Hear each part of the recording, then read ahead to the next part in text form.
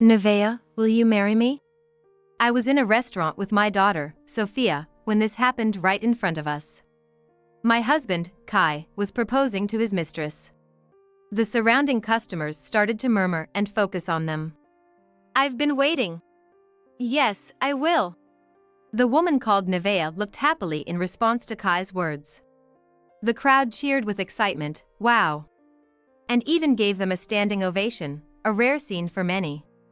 Enveloping Nevaeh in happiness while I was filled with indignation and pain. Mom, let's go. That's when Sophia stood up. Eh? Aren't you furious letting those two celebrate like this? Indeed, the restaurant was in a happy mood. The two of them were waving to the cheering customers around them. Despite my anguish, they were smiling happily, which was, of course, unforgivable. Encouraged by Sophia's words, I stood up and went over to congratulate them directly. Congratulations on your marriage. My name is Kinsley Smith. I'm a 57-year-old housewife.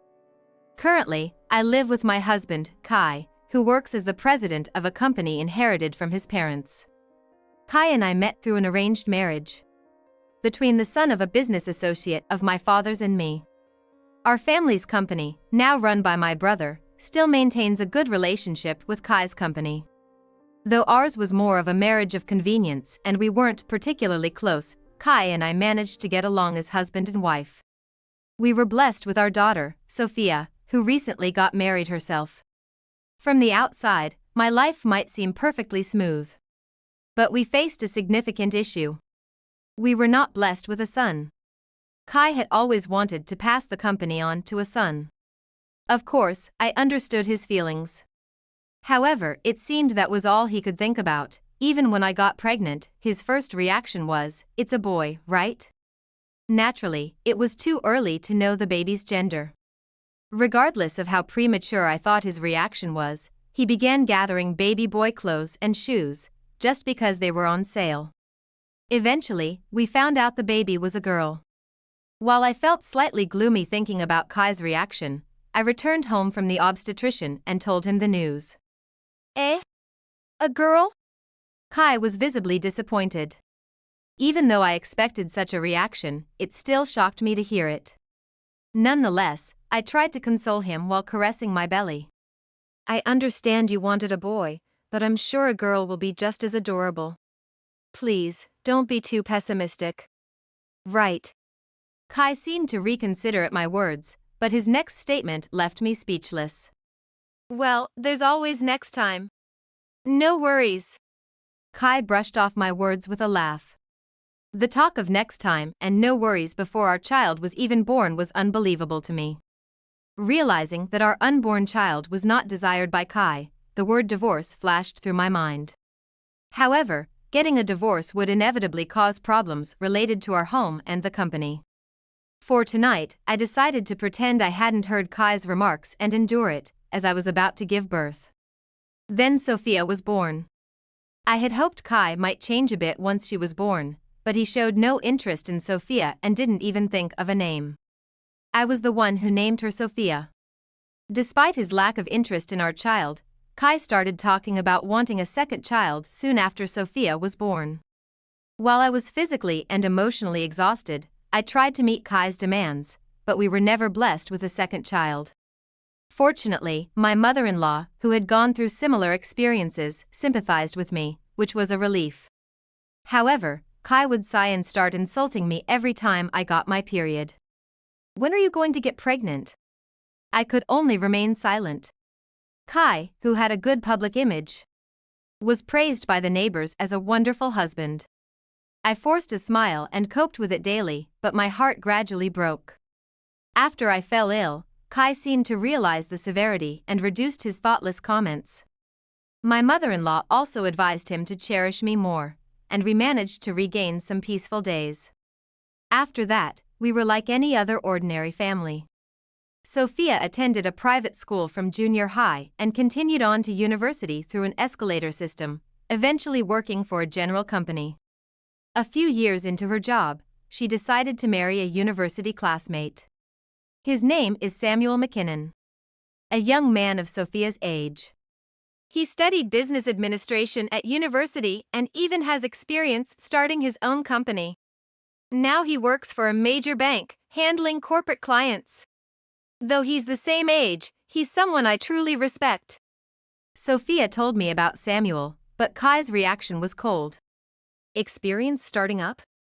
So, he started a company but didn't manage it himself? Did it fail?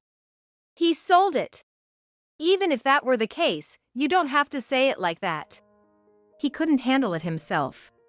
That's what happens when you play at being a CEO on a whim. It's understandable to reject a boyfriend out of love for your daughter, but Kai, who was otherwise neglectful, only chose to interfere with her marriage. I sided with Sophia and confronted Kai. Having the experience of starting and selling a company is impressive in itself. You've never had such an experience. Not everything should start with negativity. Then Kai turned red and yelled at me. Huh? A woman who's been living off me dares to talk back. Sophia and I were taken aback. Kai had always been harsh, but becoming a housewife was his idea. Maintaining a company, let alone selling one, is much harder. You two don't understand. Kai continued to berate us unilaterally. While I don't think all his words were wrong, I didn't think it warranted such anger. But, you know. Sophia muttered softly. I realized what she was about to say. A taboo for Kai. But she couldn't stand her boyfriend being mocked. Dad, you're not managing anything, are you? I tried to stop her, but Sophia didn't hold back. Those words made Kai even angrier. Probably because it hit too close to home. Indeed, as Sophia said, Kai is a president but not involved in management. Initially, he was involved, but after failing, he now relies entirely on an external management consultant. Kai seems to be complexed about it, but he had no choice since he couldn't let the company go under. I think he could be trusted with our company. He has a variety of experiences and is currently overseeing various companies. Sophia said, unaware of Kai's situation. While we weren't blessed with a son, it's common to hear about sons-in-law taking over the family business. It would depend on Samuel's willingness, but I don't think it would be a bad idea for Kai either. Contrary to my contemplation, Kai erupted in anger. Why would I hand over the company to an outsider? An outsider? He's going to be my husband. Family, right? Both of you, enough. I intervened to stop them. If only you had given birth to a son, none of this would have been a problem. That's awful. Think about Mom's feelings. Kai was furious. I was hurt by the same accusation even after years, and Sophia was defending me. The argument between Kai and Sophia was relentless, and Kai decided not to involve himself in Sophia's marriage. Though Kai attended the wedding and was all smiles, utilizing his usual facade, he started to badmouth Sophia and Samuel behind their backs. The in-laws were thoroughly fed up with Kai. I'd be relieved if Samuel could take over, but what is Kai thinking? After all, the company originally belonged to my mother-in-law's father. Since my father-in-law took over as a son-in-law, they were all for Samuel taking over. While Samuel was willing to give it a try if Kai agreed, the successor issue remained unresolved as time passed. The newlywed couple set up their new home in a nearby apartment and began their new life, frequently visiting us. Although it's just Kai and me living together now, I'm having so much fun every day that I hardly have time to feel lonely. About 2 years passed, and the tension between Kai and Sophia seemed to ease a bit, as they gradually started talking again. However, the succession issue remained unresolved. Perhaps because of that, Kai became even more immersed in his work, coming home late. On the other hand, Samuel has been promoted rapidly at work and has recently become the youngest to hold a position. He seems capable and responsible. In terms of personality, he is indeed someone I would trust to take over the company. Everyone but Kai thought Samuel should be the company's next leader when one day. Actually, I saw Kai walking with a woman I don't know. She didn't seem like someone from the company, but they looked close. My mother-in-law confided in me.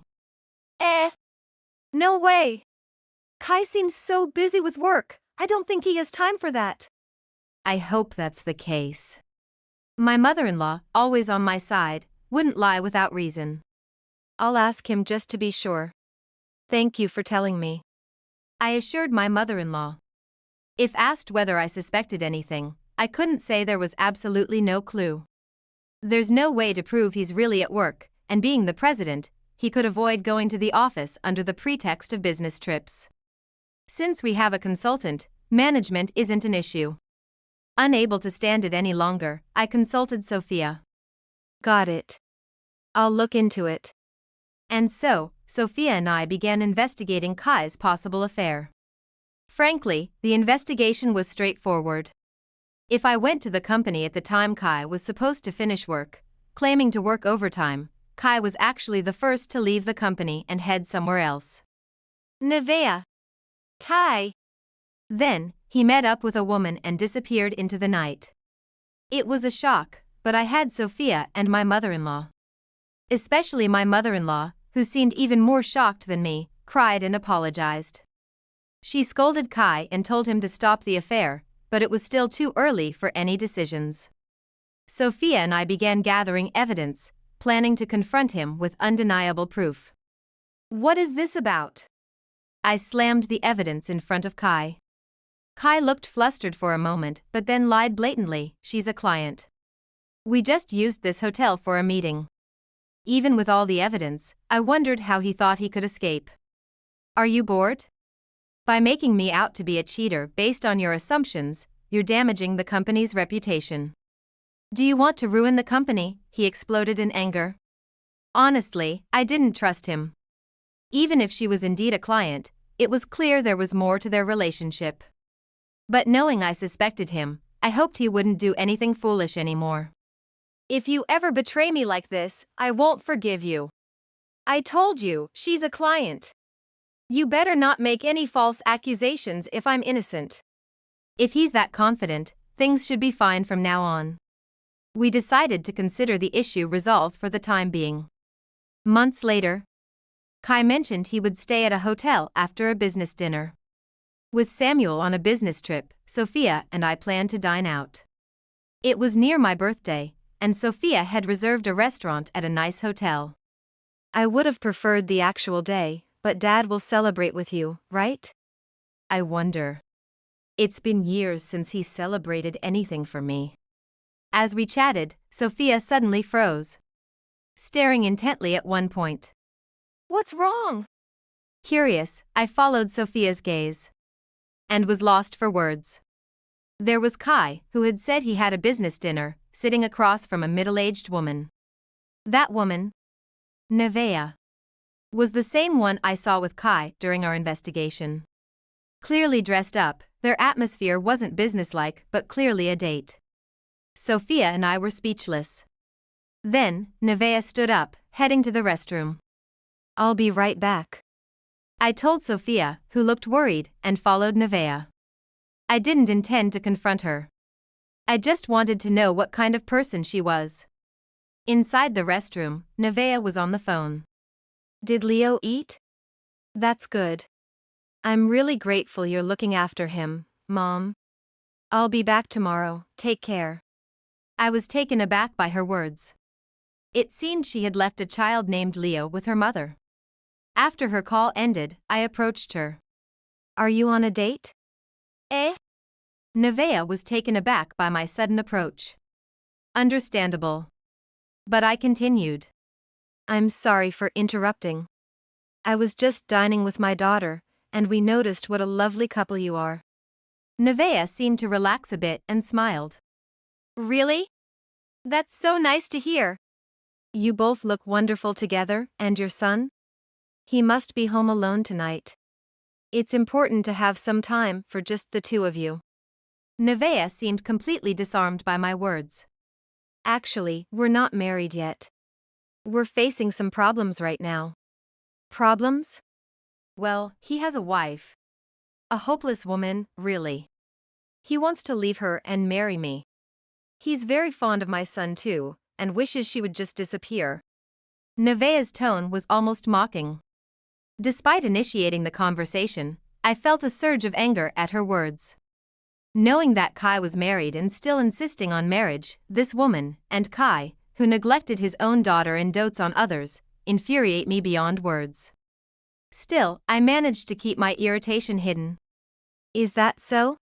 Oh, I didn't mean to hold you up. Please, enjoy your evening. Thank you. With that, I quickly exited the restroom. Back at our table, my frustration was evident, and Sophia became concerned. What happened? That fool intends to marry her. And it seems she's aware Kai is already married. What? Sophia was visibly angered by this revelation. As we glared at Kai, Nevaeh returned to their table. The two of them resumed their meal, laughing together. Our own meals arrived, but the anger made it hard to eat. Just as dessert was served, a commotion arose from Kai and Nevaeh's table. Eh? What? Looking over, we saw a large bouquet being delivered to their table. Nevaeh, will you marry me? Kai stood up, presenting the bouquet to Nevaeh, beginning his proposal. The surrounding patrons began to murmur, their attention drawn to the scene. I've been waiting. Yes, I will. Nevaeh accepted, bowing happily. The crowd erupted into cheers, some even standing to applaud. Perhaps because it's rare to witness such a scene, everyone gave a standing ovation, clapping their hands. Amidst the jubilant noise, Nevaeh beamed with happiness, but I was filled with indescribable pain and bitterness. Mom, let's go. That's when Sophia stood up. Eh? Are we just going to let those two be celebrated like this? The restaurant was indeed enveloped in a joyful atmosphere. The couple smiled gratefully at the well-wishing patrons. Despite my turmoil, seeing them so blissfully unaware was unbearable. Propelled by Sophia's words, I found myself standing up to confront the situation. Congratulations! Sophia shouted with a big voice, pulling my hand. Through the crowd, I saw Kai react to her words happily. It's astonishing that he couldn't recognize his own daughter's voice. Nonetheless, Sophia and I remained standing, clapping our hands. We made our way through the crowd towards Kai. Congratulations on your marriage. Congratulations. We sandwiched him from both sides and voiced our greetings. Close enough to recognize us, Kai looked shocked to see us by his side. Ah. You from before? Nevaeh, seeing my face, casually smiled. Congratulations. How wonderful for you. Yes. Holding a large bouquet and peeking out from behind it, Nevaeh responded energetically to my words, looking blissful. In contrast, Kai turned pale and began to tremble. Noticing Kai's state, Nevaeh looked puzzled and put down the bouquet. Kai? What's wrong? Yeah. Kai, startled by Nevaeh's question, replied briefly and forced a smile. Up close, it was evident he was sweating profusely, clearly panicking. At that moment, I thought to myself, it's time to plunge him into hell. So, when are you divorcing my mom? Sophia clung to Kai's arm, making sure he couldn't escape, and dropped the bombshell. Eh? Even Nevaeh stiffened at that comment, looking bewildered at both Sophia and Kai. Eh? Divorce? The surrounding patrons reacted to the word divorce, starting to murmur among themselves. Nevaeh's complexion drastically changed, her previously happy expression disappearing. Well, yes. You can't marry unless you divorce me first.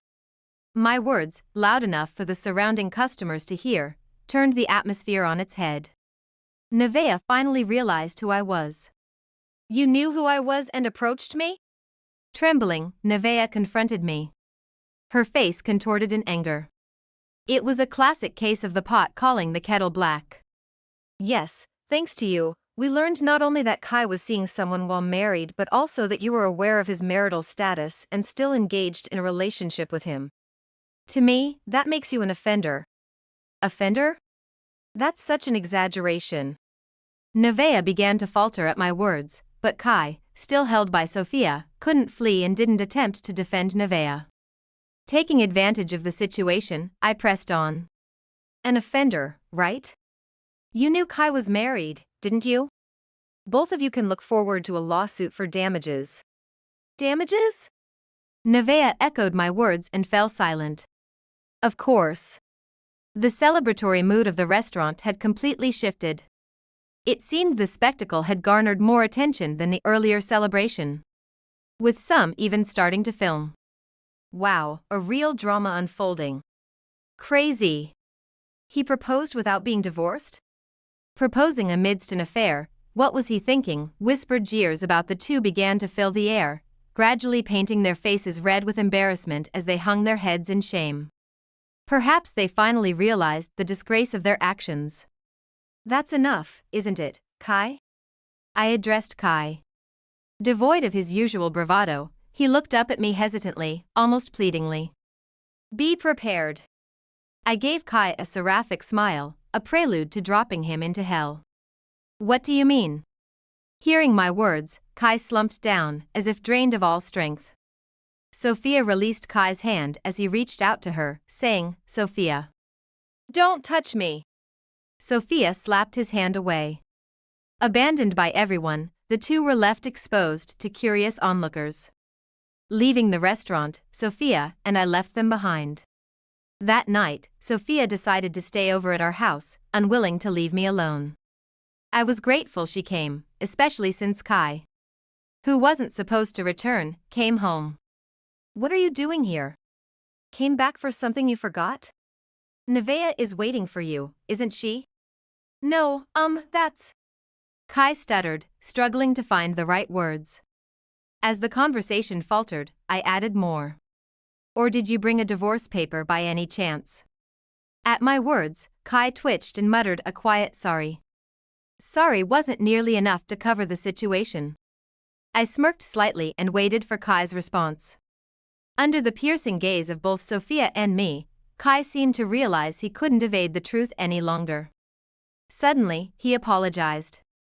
Kinsley, I'm so sorry. I shouldn't have shown you that side of me. That side? Not really. In fact, I feel rather liberated. It was just a moment of folly. Please forgive me. I don't want a divorce. I was astounded by his declaration. Don't want a divorce? It made no sense. But Sophia began to laugh beside me, a question mark hovering over my head. Did you get a call about the contract being terminated from Uncle? Seems like he forgot that the company's been thriving thanks to Mom's family business. No, it's not like that, At Sophia's words, Kai began to panic conspicuously. Desperately trying to come up with an excuse, but it was too late for any of that. I see, so that's how it is. Finally, I understood why Kai was refusing divorce. It appeared Sophia had contacted my family about the situation. My brother, who is now the president of our family's company, has a significant contract with Kai's company, which is currently stable. The company's success wasn't solely due to the business consultant's efforts. After all, a company needs to make money to survive. Kai's company could generate revenue largely because of the significant contract with my family's business. Now, my family's company has become indispensable for keeping Kai's company afloat. However, truth be told, there isn't much benefit for my family's company in maintaining this contract with Kai's. It's more trouble than it's worth, and my brother has been wanting to renegotiate it.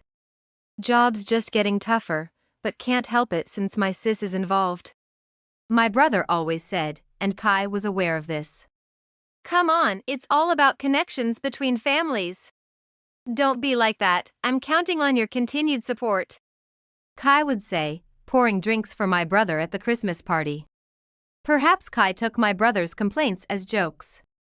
If he understood the situation, he would have known those weren't jokes at all, making him quite the clueless CEO. Connections between families can be severed.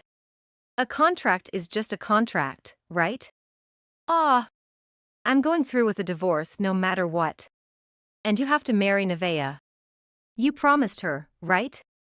I pressed Kai for an answer. No, really, I'm so sorry. Kai admitted all his faults, apologizing again. But I really want you to forgive me this time. Please, I'll do anything. I told you I won't forgive you. Which part of no did you not understand? I cut him off sharply. Kai then just curled up, not moving anymore. Well, he was actually trembling slightly. Probably crying. While we were watching him, a sharp ring from a smartphone broke the silence. Kai looked up. As I quickly answered the call on speakerphone. Sis? Sophia told me what happened. Rough, huh? It was my brother, the very person we were just talking about.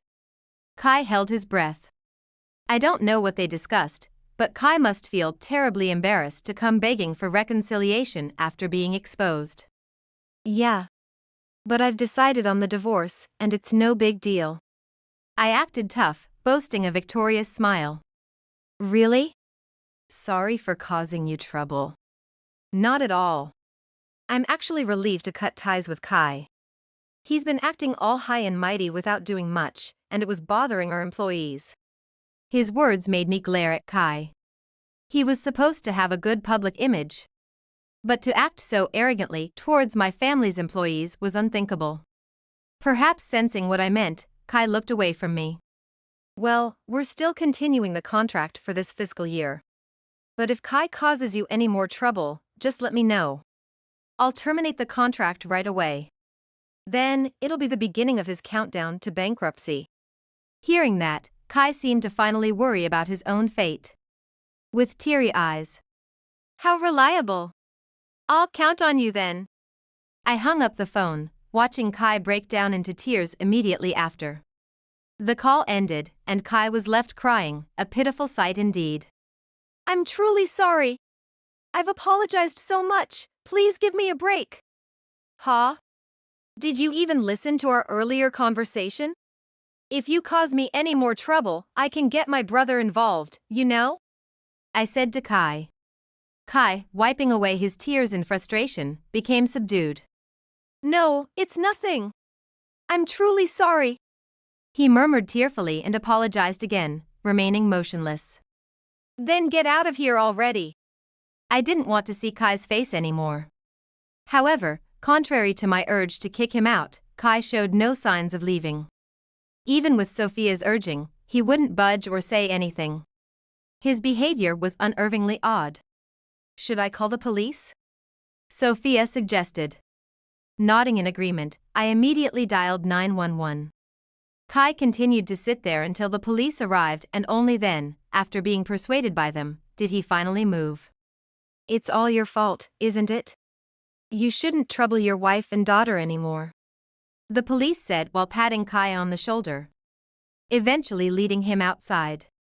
I hope he reflects on this. It would be nice if he understood a bit of your feelings, Mom. Sophia commented, looking exasperated as we watched Kai being taken away. It was a humiliating moment to be looked after by the police. But maybe this will make him realize his own pathetic state. We shared a laugh, glancing at each other with the diminished figure of Kai in the background. With Sophia's help, the divorce preparations were going smoothly. Knowing I'm a single mother and still demanding alimony, that's monstrous. Inhumane. Nevaeh claimed through her lawyer.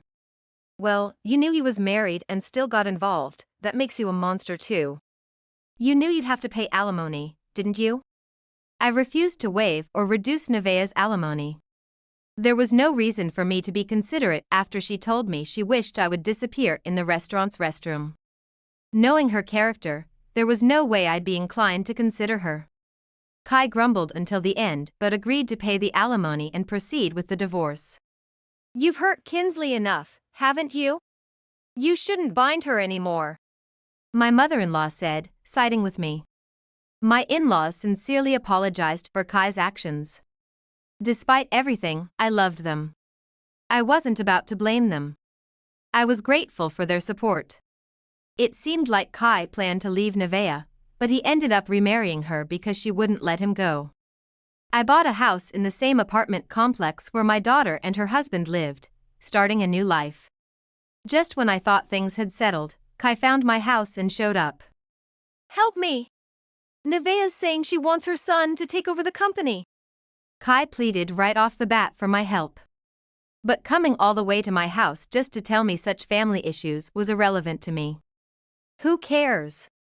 Do as you please. I responded coldly. Then Kai said, letting someone else take over is unthinkable, isn't it? This was a line Kai often repeated. However, now that he was married to Nevaeh, her son would be his son too. Nevaeh had said Kai was fond of her son. There shouldn't be any issues. Just as I was about to say this, Kai proposed something unbelievable. That's it. Let's have Samuel, Sophia's husband, take over. Then, that child will be my grandson, and there's a blood connection. I was so shocked by his words that I was speechless.